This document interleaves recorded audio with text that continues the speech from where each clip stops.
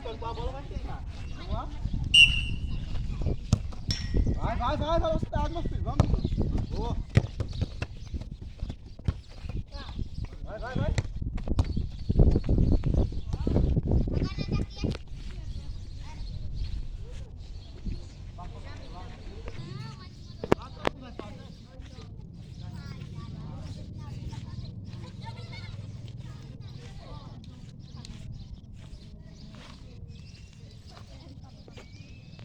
Presta atenção.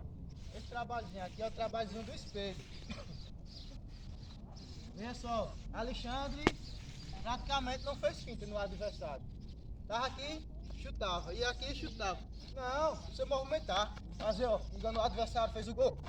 De corpo, pra poder fazer, pra finalizar lá. Não é só chegar aqui na frente e tome uma, duas, três. Não, bateu a finta de movimento, ó. Beleza?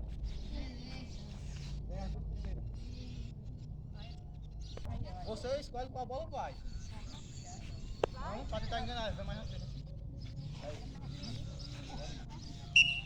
Vamos. Vai. Agora movimento, é isso. Vai. Vamos. Vai. Movimento, balança. Você tem as 5 bolas para poder finalizar. Vamos. Isso. Boa. Vai. Vamos, zagueirão. Tem que marcar, vamos. Vai. Boa. Isso, boa, garota, isso. Vai, isso, vamos. Boa, zagueira. Boa. Até agora, a que fez melhor foi a menina lá. Movimentou mais que os meninos, estou parado. Cara, mas não é com besteira de que fala, não. Vai mais perto,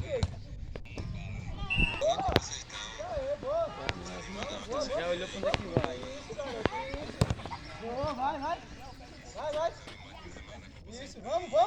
Essa porra, isso, boa. Eita porra! Vai, isso. Chamou pra dançar mesmo, hein?